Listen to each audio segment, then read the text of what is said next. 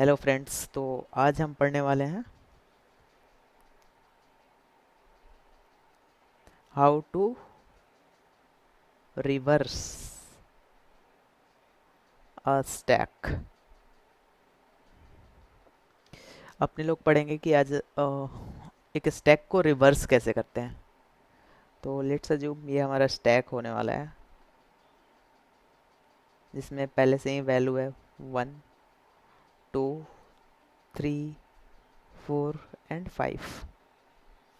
तो स्टैक को रिवर्स करने का मतलब क्या हुआ कि अब जो न्यू स्टैक दिखना चाहिए वो किस तरह से दिखना चाहिए। जो सबसे टॉप पे है वो सबसे बॉटम में होगा। तो 5 यहाँ पे होगा, then 4, then 3, then 2 and then 1। तो दिख रहा है यहाँ पे जो सबसे टॉप पे था वो सबसे बॉटम में आ गया यहाँ पे, और जो सबसे बॉटम में था वो सबसे टॉप पे चला गया स्टैक के। बेसिकली वैल्यू रिवर्स हो जाएगा, ऊपर का नीचे, नीचे का ऊपर, है ना। तो अपने लोग को इनपुट में ये मिल रहा होगा, ये वाला स्टैक, और आउटपुट में अपने लोगों को रिवर्स करके देना है। तो कैसे करेंगे, लेट्स थिंक अबाउट इट। क्या करते हैं, पहले तो एक स्टैक बना लेते हैं।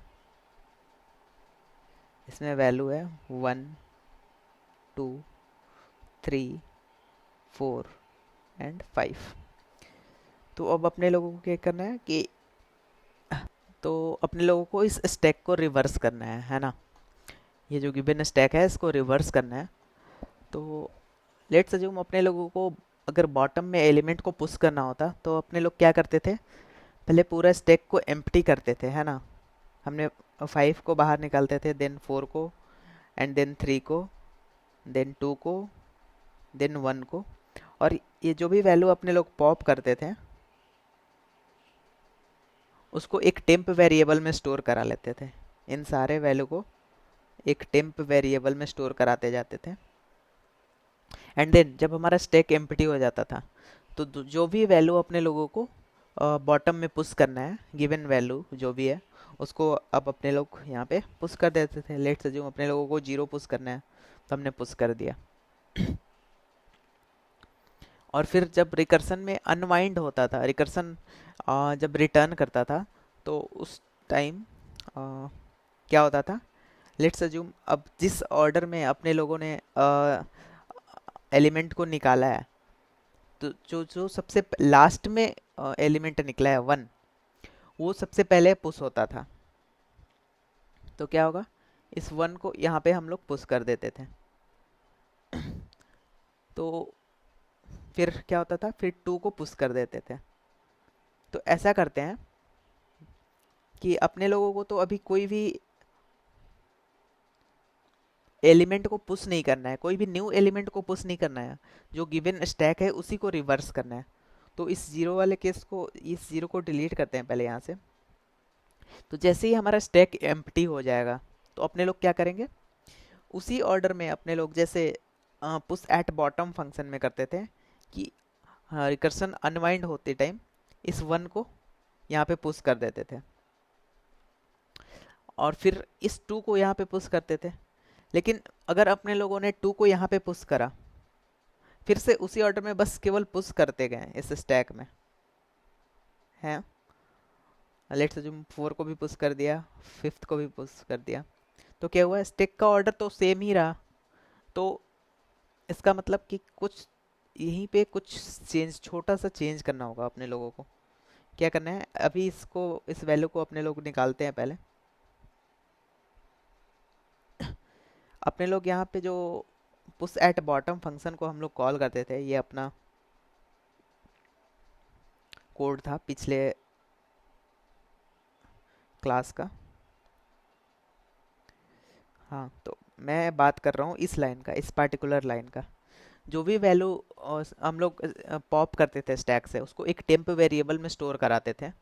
एंड देन उसी टेम्प को हम लोगों ने एस डॉट पुश फंक्शन से स्टैक में पुश करते थे। तो तो एक के ऊपर एक वैल्यू पुश होते जाता था। लेकिन अब अपने लोगों को क्या करना है, तो अपने लोग देखते हैं थोड़ा या फील करते हैं। अपने लोग लेट्स अज्यूम 1 को पुश करा, अ, क्या करा, 1 को पुश करा, देन 2 को पुश करा, देन 3 को पुश करा। तो पुश करते टाइम क्या दिख रहा है कि स्टैक का तो ऑर्डर रिवर्स हो नहीं रहा है। अपने लोगों का जो 1 वैल्यू था वो टॉप पे होना चाहिए था। वो कहाँ होना चाहिए था, टॉप पे। लेकिन वो तो टॉप पे जा ही नहीं रहा है।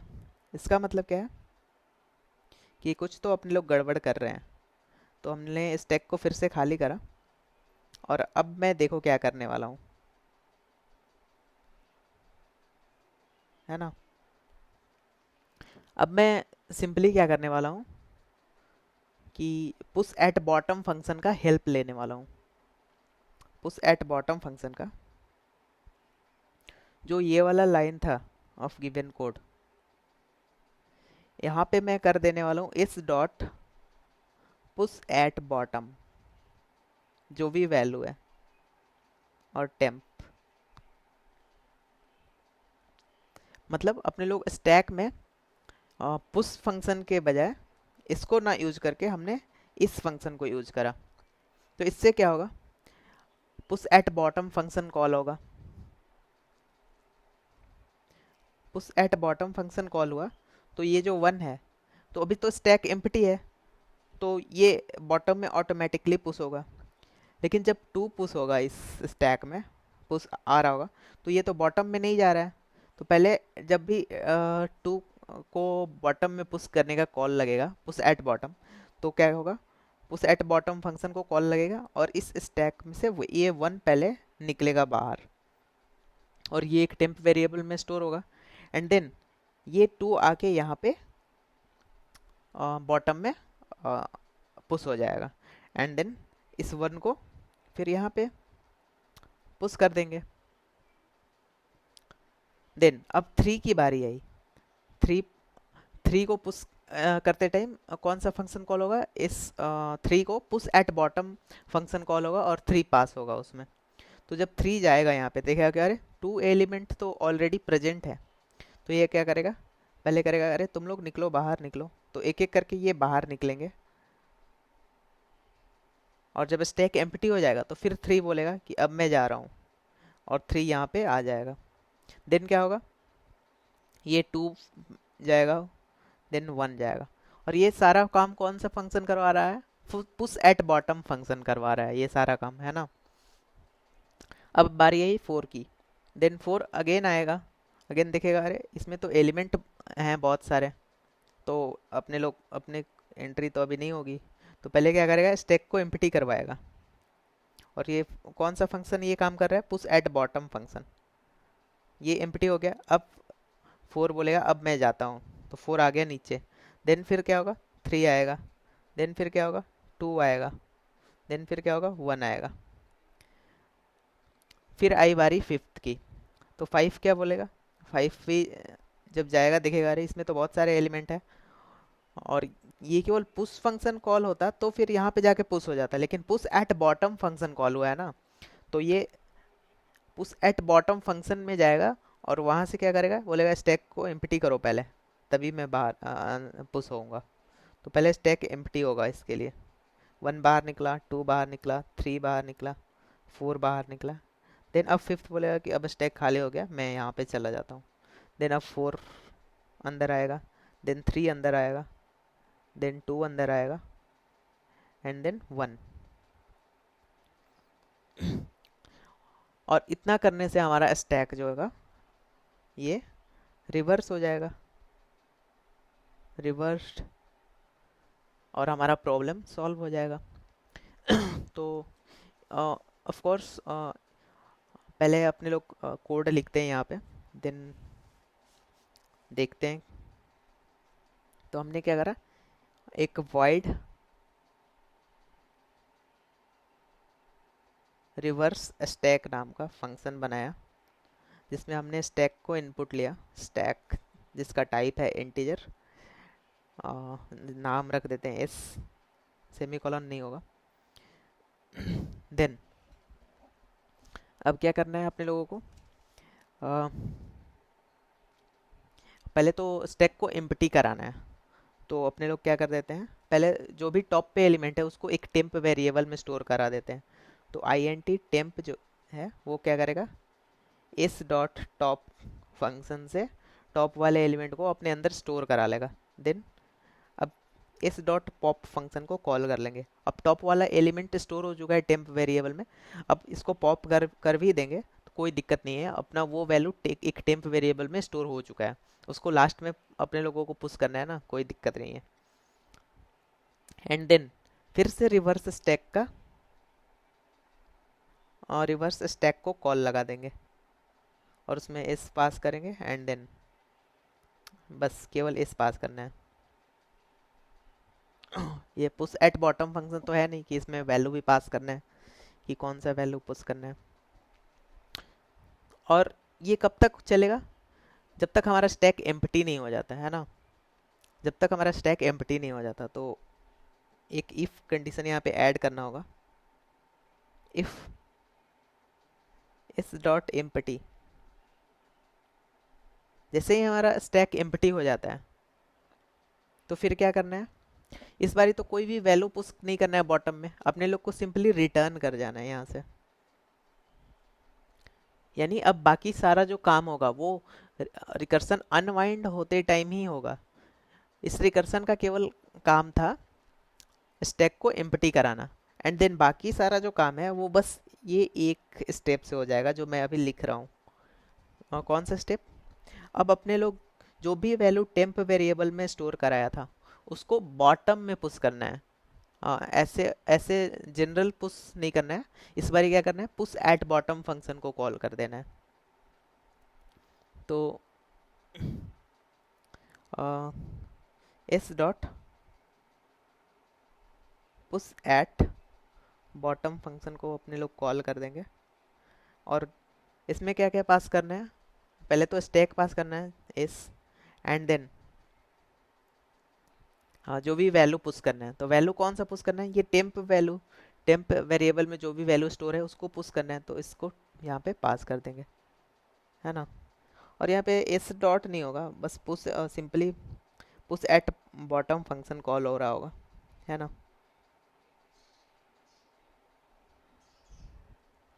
इतना करने से क्या होगा, अपना स्टैक रिवर्स हो जाएगा। तो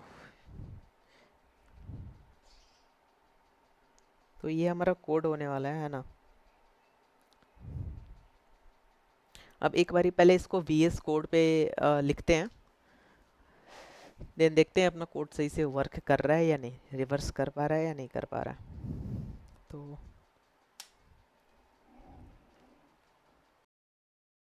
ये हमारा VS कोड ओपन हो चुका है। फाइल का नाम है stack.cpp और इसमें पहले से ही पुश एट बॉटम फंक्शन को हमने लिख रखा है। पुश एट बॉटम फंक्शन को हमने पिछले वीडियो में पढ़ा था, अगर कोई भी डाउट है तो उसको एक बारी फिर से जाके देख सकते हैं वीडियो। तो पुश एट बॉटम फंक्शन क्या करता था कि किसी भी वैल्यू को बॉटम में पुश करता था, है ना।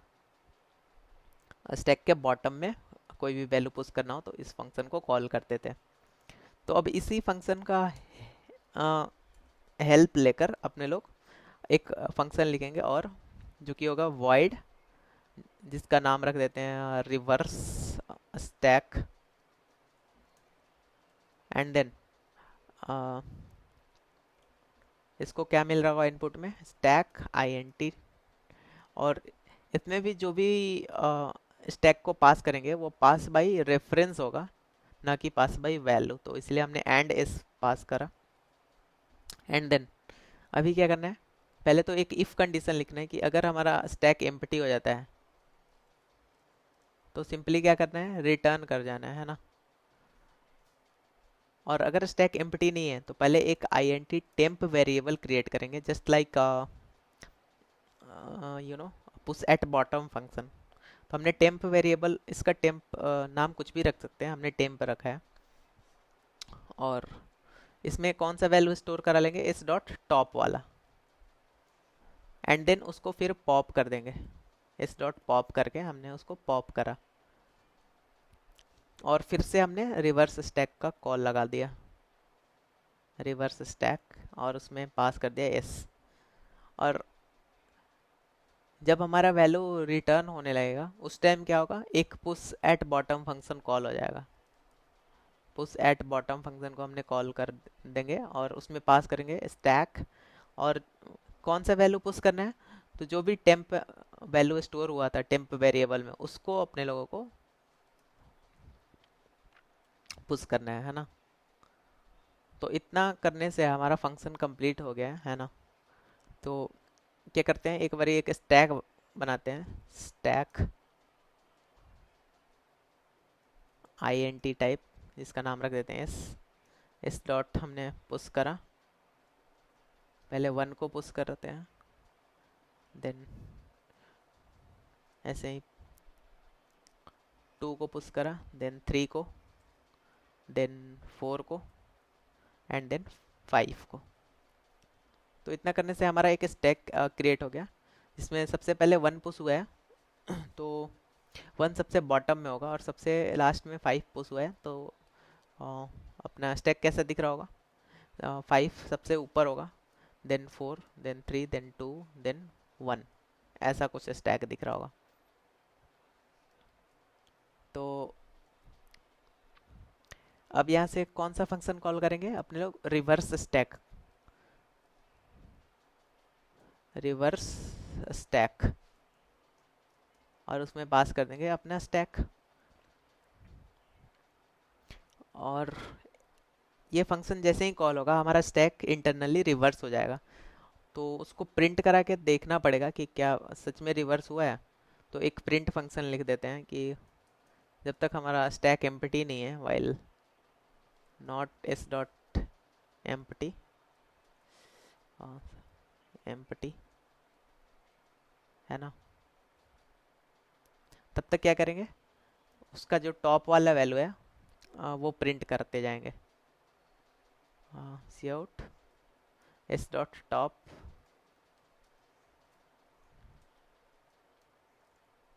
और स्पेस क्रिएट कर देंगे, and then s dot pop कर देंगे, यहाँ पे उस वैल्यू को पॉप कर देंगे। तो इतना करने से हमारा जो भी स्टैक है वो प्रिंट होगा। और एक बारी इसी फंक्शन को कॉपी करके reverse just reverse stack call से पहले एक बारी इसको पेस्ट कर देते हैं, ताकि अपना स्टैक 2 बारी प्रिंट हो, ताकि ऑर्डर साफ साफ दिखे, है ना। तो ये हमारा कोड हो चुका है। पुश एट बॉटम फंक्शन हमने पहले ही पढ़ा था, और फिर हमने लिखा वॉइड रिवर्स स्टैक करके एक फंक्शन जो स्टैक को रिवर्स करेगा with the help of push at bottom function. और हमने क्या करा, उसमें 5 वैल्यू पुश करा, 1 2 3 4 5, देन उसको प्रिंट कराया। लेकिन एक बात है, यहाँ पे जैसे ही हम लोग प्रिंट कराएंगे वो स्टैक तो अपना एम्प्टी हो जाएगा, तो फिर जब रिवर्स स्टैक कॉल होगा तो कोई भी स्टैक रिवर्स नहीं हो रहा होगा, है ना। तो अपने लोग इस प्रिंट फंक्शन को डिलीट कर देते हैं, बस एक ही प्रिंट फंक्शन रहने देते हैं, ये वाला। तो अभी अपने लोग क्या करेंगे, टर्मिनल पे जाते हैं एंड देन कोड को रन करते हैं, देखते हैं क्या होता है। तो हाँ, तो क्या करना है,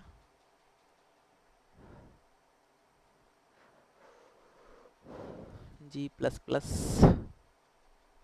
stack dot cpp minus std is equal to c++11